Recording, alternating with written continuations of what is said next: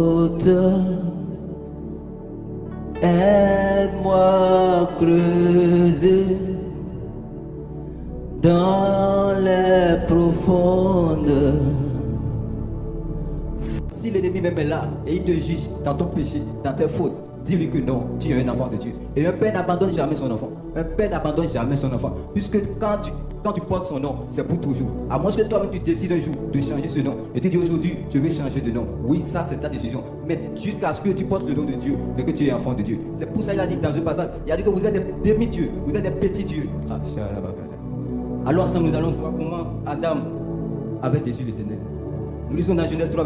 Il est écrit, puisque tu as écouté la voix de la femme et que tu as mangé de l'arbre au sujet duquel je t'avais donné cet ordre, tu n'en mangeras point, le sol sera maudit à cause de toi. On reprend une fois encore. Puisque tu as écouté la voix de la femme et que tu as mangé de l'arbre au sujet duquel je t'avais donné cet ordre, tu n'en mangeras point, le sol sera maudit à cause de toi.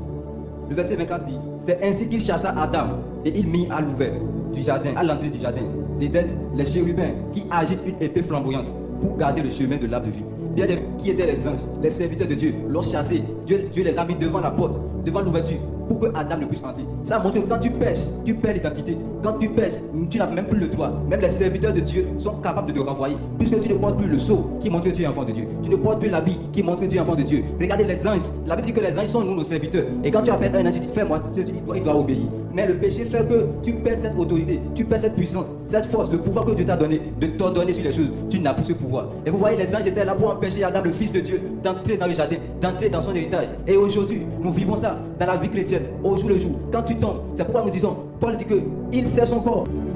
Et le prophète Ésaïe vient dans le livre d'Ésaïe pour montrer comment Jésus a dit oui, qu'il va nous sauver. Et j'ai compris que Jésus était obligé de venir nous sauver, puisque la Bible dit que nous sommes des héritiers au même titre que Jésus, si nous l'acceptons. Il est le premier fils et nous sommes ses frères. Et Jésus a compris, il a dit, si je serai seulement le fils de Dieu, ça ne vaut pas la peine. Il faut que j'aille sauver Adam, puisque Adam, à l'état d'esprit, était le frère de Jésus, même s'il était renvoyé. C'est comme cet enfant prodige dont Jésus avait parlé.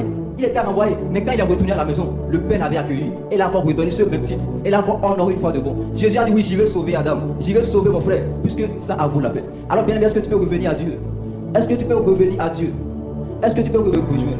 Est-ce que tu peux te joindre à nous pour adorer le Seigneur? Est-ce que tu peux te joindre à nous pour adorer ce bon Dieu? Il n'y a pas celui-là qui va dire que Dieu ne lui a rien fait.